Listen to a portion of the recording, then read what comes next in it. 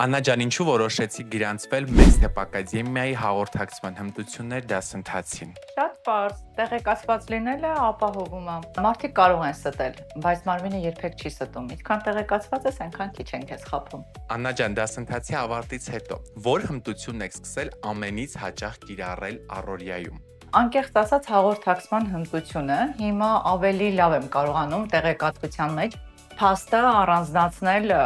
մեկնաբանությունից կամ այլ պատճառաբանություններից, որը շատ օգնում է։ Ինչպես նաև ժեստիկուլյացիայի մասին չասեմ, ժեստիկուլյացիան էլ եմ շատ լավ օգտագործում։ Ու շատ հետաքրքիր էր նաև օգտագործում եմ ոճը,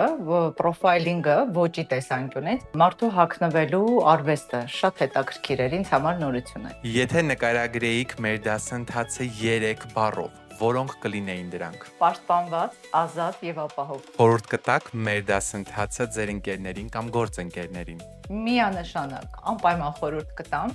սովորեք, հմտացեք ու ամենակարևորը եղեք տեղեկացված ու կապրեք ավելի ապահով։